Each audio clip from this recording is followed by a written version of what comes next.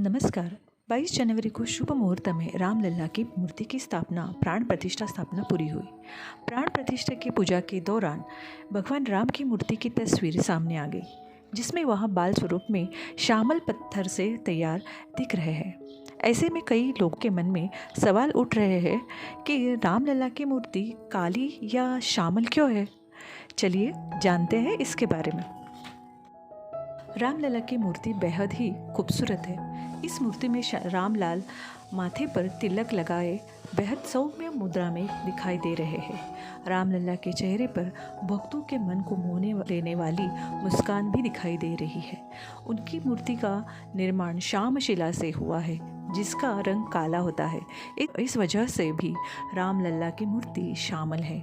इस काले पत्थर को कृष्ण शिला कहा जाता है। यह कृष्ण शिला जिस श्यामशिला से भगवान राम की मूर्ति बनाई गई है, उसकी आयु हजारों साल होती है।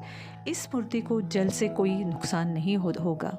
साथ ही कहा जा रहा है कि चंदन, रोली आदि लगाने से भी मूर्ति पर कोई प्रभाव नहीं पड़ेगा।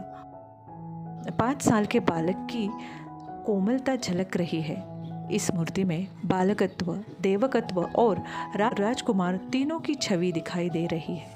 मूर्ति का वजन करीब 200 किलोग्राम है। इसकी कुल ऊंचाई 4.24 फीट जबकि चौड़ाई 3 फीट है। कमल दल पर खड़ी मुद्रा में मूर्ति हाथ में तीर और धनुष्य है। कृष्ण शैली में मूर्ति बनाई गई है। रामलला की मूर्ति के ऊपर स्वस्तिक, ओम, चक्र, गदा और सूर्यदेव विराजमान है।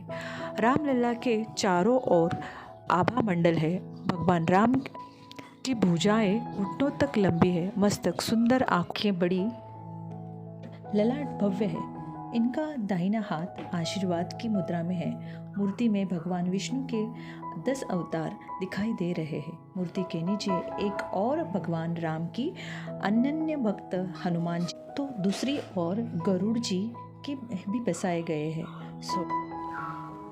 इसलिए भगवान राम की मूर्ति श्यामल है।